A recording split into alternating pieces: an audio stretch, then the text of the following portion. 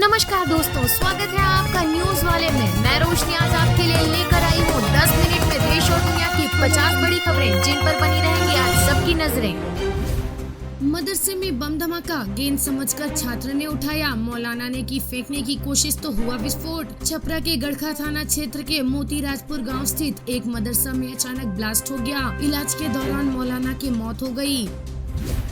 भारतीय football team के कप्तान सुनील छेत्री ने अंतर्राष्ट्रीय फुटबॉल से संन्यास की घोषणा की। उन्होंने बताया कि वो अपना आखिरी मुकाबला 6 जून को कुवैत के खिलाफ खेलेंगे। मायावती ने कहा, भाजपा महंगाई से मुक्ति नहीं दिला पा रही। भाजपा गरीबी पिछड़ापन दूर करने में विफल साबित हो रही है। लोगों को ये थोड़ा मुफ्त राशन भाजपा सरकार का उपकार नहीं बल्कि लोगों द्वारा सरकार को दिया टैक्स का ही धन है। अतः इसके बदले वोट मांगकर गरीबों का मजाक उड़ाना अशोभनीय है। पाकिस्तान के एक सांसद सैयद मुस्तफा कमाल ने भारत के दिल खोलकर तारीफ की। पाकिस्तानी सांसद ने कहा कि एक तरफ खुले गटर कराची में बच्चों की जान ले रहे हैं, वहीं दूसरी तरफ भारत चांद पर पहुंच गया है। स्वाति मालीवाल मारपीट मामले में सांसद संजय सिंह ने स्वाति मालीवाल से मुलाकात की। दोनों में काफी देर तक इस मसले पर बात हुई। इसके बाद मीडिया से बात किए बिना दोनों लौट गए। देश में बिजली उत्पादन में कोयले की हिस्सेदारी 64 साल में पहली बार घटकर 2024 की पहली तिमाही में 50% से नीचे आ गई है। 1960 के दशक के बाद से ऐसा पहली बार हुआ है। जलवायु परिवर्तन के दौर में ये अच्छे संकेत हैं। उत्तराखंड की चारधाम यात्रा पर गए श्रद्धालुओं को गंगोत्री यमुनोत्री रूट पर अब भी 5-6 घंटे इंतजार करना पड़ रहा है। अब तक कुल 11 मौतें हो चुकी हैं। 26,73,000 ऑनलाइन वहीं 1,42,000 ऑफलाइन रजिस्ट्रेशन हुए हैं। अब तक 2,76,000 से ज्यादा लोग दर्शन कर चुके हैं। भीड़ बढ़ने से व्यवस्थाएं चरमरा गई हैं। प्रशासन की अपील, बिना रजिस्ट्रेशन यात्रा न करें श्रद्धालु। स्लोवाकिया के प्रधानमंत्री रॉबर्ट फिको पर जानलेवा हमला, हमलावर ने उन पर 5 गोलियां दागी, जिसमें से एक गोली उनके पेट में लगी। 3.5 घंटे तक उनकी सर्जरी चली। वो खतरे से बाहर हैं। मोदी ने इस हमले की निंदा की और प्रधानमंत्री फिको के शीघ्र स्वस्थ होने की कामना की। कहा, इस खबर से मैं गहरे सदमे में हूँ। राखी सावंत को तबियत खराब होने के चलते मुंबई के एक अस्पताल में भर्ती करवाया गया। राखी के पेट में सूजन है, किडनी भी खराब हुई है, उन्हें हार्ट प्रॉब्लम भी है। डॉक्टर्स ने टेस्ट किए हैं, ट्यूमर का साइज काफी बड़ा दिख रहा है। डॉक्टरों को संदेह है कि ये ट्यूमर कैंसर ग्रस्त हो सकता है। वे इसकी जांच कर रहे हैं। IMD का पूर्वानुमान, 31 मई को केरल पहुंचेगा मॉनसून। MP में 16 से 21 जून और राजस्थान में 25 से 6 जुलाई तक पहुंचने के आसार। इस साल मॉनसून सामान्य तारीख से एक दिन पहले ही केरल दस्तक दे सकता है। जेट एयरवेज के फाउंडर की पत्नी अनीता गोयल का निधन। लंबे समय से कैंसर से जूझ रही थी। सुबह 3 बजे मुंबई में ली आखिरी सांस। अनीता गोयल जेट एयरवेज के ऑपरेशन से भी जुड़ी हुई थी। पाकिस्तान ने कहा, भारतीय राजनेता हमें चुनाव में घसीटना बंद करें। भारत में कुछ पार्टियां बार बार पाकिस्तान का नाम लेकर वोटिंग में फायदा उठा रही हैं। इसके लिए मंत्रालय ने अंतर्राष्ट्रीय संगठनों से भारत में हो रही बयानबाजी पर ध्यान देने को कहा है। उनका कहना है कि ऐसी बयानबाजी से दोनों देशों में शांति भंग होती है और रिश्ते खराब होते हैं। दुबई में भारतीयों के पास 1.5 लाख करोड़ की प्रॉपर्टी। पाकिस्तान के नागरिक 91,000 करोड़ की संपत्ति के मालिक। जरदारी मुशर्रफ का भी नाम। भारत के 29,700 लोगों के पास दुबई में 35,000 प्रॉपर्टीज हैं। सरकार ने आज से क्रूड ऑयल पर विंडफॉल टैक्स घटाया। 8,400 से घटाकर 5,700 प्रति मीट्रिक टन किया। डीजल, पेट्रोल और ATF पर छूट बरकरार। इससे पहले सरकार ने 1 मई को विंडफॉल टैक्स 9,600 रुपए प्रति मीट्रिक टन से घटाकर 8,400 रुपए प्रति मीट्रिक टन कर दिया था।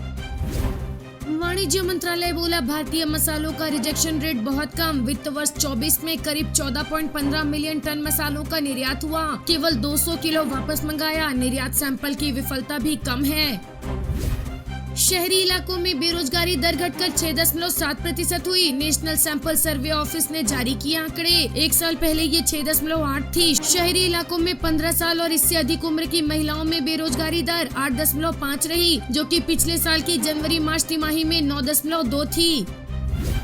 राहुल गांधी की सेना पर टिप्पणी के खिलाफ भाजपा का डेलीगेशन चुनाव आयोग शिकायत करने पहुंचा। राहुल गांधी ने कहा था, मोदी ने 2 तरह के सैनिक बनाए हैं, एक गरीब पिछड़े आदिवासी और दलित का बेटा और दूसरा अमीर घर का बेटा। इस पर जयशंकर ने कहा कि ये सैनिकों पर सीधा हमला है। कांग्रेस इसे विवाद का मुद्दा बनाना चाहती है और सैनिकों का मनोबल गिराना चाहती है। ये चुनाव का मामला नहीं है, ये राष्ट्रीय सुरक्षा का मामला है। सुप्रीम कोर्ट ने कहा अगर विशेष अदालत ने मनी लॉन्ड्रिंग की शिकायत का संज्ञान लिया है तो ईडी पीएमएलए के तहत मिली शक्तियों का इस्तेमाल कर आरोपी को गिरफ्तार नहीं कर सकती। गिरफ्तारी के लिए ईडी को स्पेशल कोर्ट में आवेदन देना होगा। आरोपी समन के बाद कोर्ट में आया तो ईडी उसे अरेस्ट नहीं कर सकती। अरविंद केजरीवाल ने कहा बीजेपी अगर चुनाव जीतती है तो अमित शाह को प्रधानमंत्री बनाया जाएगा। प्रधानमंत्री नरेंद्र मोदी अमित शाह के लिए वोट मांग रहे हैं। बीजेपी 2 महीने के भीतर यूपी सीएम योगी आदित्यनाथ को उनके पद से भी हटाने वाली है। बीजेपी का इरादा संविधान को बदलने का है। पश्चिम बंगाल की मुख्यमंत्री ममता बनर्जी ने बड़ा ऐलान किया। उन्होंने कहा मेरी पार्टी केंद्र में विपक्षी गठबंधन इंडिया का बाहर से साथ देगी। केंद्र की सत्ता से बीजेपी के बाहर होने पर मैं गठबंधन इंडिया से सीए, एनआरसी और यूसीसी वापस लेने को कहूंगी। अखिलेश यादव बोले उसे ये देखकर लग रहा है कि 4 चरणों में बीजेपी चारों खाने चित हो चुकी है और उनकी आंसुओं की नदी उफान पर है। भाजपा जो 400 पार का नारा दे रही थी अब समझ आ गया है कि वो 543 में से 400 के बाद सीटें देख रहे हैं। पहली बार सीए से 14 शरणार्थी को भारतीय नागरिकता मिली। गृह मंत्रालय ने सर्टिफिकेट जारी किया। 11 मार्च को लागू हुआ था कानून। अमित शाह ने कहा आज का दिन ऐतिहासिक है। उन्होंने भरोसा दिया कि सीए के तहत हर एक शरणार्थी को नागरिकता दी जाएगी। सीएम योगी को हटा देने वाले अरविंद केजरीवाल के दावे के बीच बीजेपी की पहली प्रतिक्रिया। कहा वो तिहाड़ जाने की तैयारी करें। पूरा देश मोदी जी के साथ है। इंडिया गठबंधन ठग बंधन है। पूरा देश खुशहाल है और प्रधानमंत्री नरेंद्र मोदी के साथ है। अमित शाह बोले नरेंद्र मोदी 2029 तक प्रधानमंत्री बने रहेंगे। इसके बाद भी वे हमारा नेतृत्व करेंगे। अरविंद केजरीवाल की रिहाई पर कहा मेरा मानना है कि ये कोई रूटीन जजमेंट नहीं था। देश में कई सारे लोग हैं जिनका मानना है कि केजरीवाल को सुप्रीम कोर्ट से मिली अंतरिम जमानत स्पेशल ट्रीटमेंट है।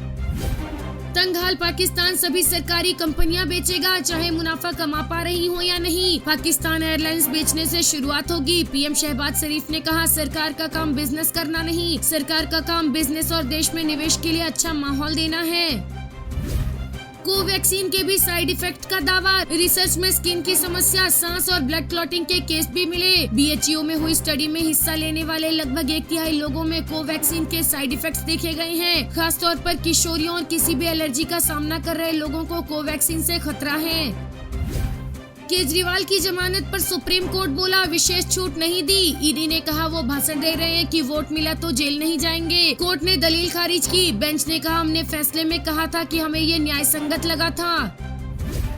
प्रधानमंत्री नरेंद्र मोदी बोले सपा कांग्रेस 2 दल 1 दुकान। ये झूठ परिवारवाद भ्रष्टाचार का सामान बेचते हैं। ये झूठ तुष्टीकरण परिवारवाद और भ्रष्टाचार का सामान बेचते हैं। इंडी गठबंधन तुष्टीकरण के दलदल में पूरी तरह धंस चुकी है। शहजादे राम मंदिर को गाली देते हैं। सपा के शीर्ष नेता राम मंदिर को लेकर आए दिन घटिया बातें कर रहे हैं। अखिलेश यादव अपने आप को यदुवंशी कहते हैं। अरे तुम कैसे यदुवंशी हो यार? जिसके साथ बैठते हो उसने राम मंदिर को गालियां देने का मिशन चला रखा है। सपा कांग्रेस का खेल खतरनाक है। ये आपसे वोट मांग रहे हैं। दक्षिण में जाकर उत्तर प्रदेश के लोगों को अपमानित करते हैं। अनाप शनाप बोलते हैं। सपा शहजादे के चाचा राम मंदिर को बेकार बता रहे हैं। शहजादे काशी का मजाक उड़ा रहे हैं। वीडियो पसंद आया हो तो लाइक, शेयर और सब्सक्राइब करना ना भूलें।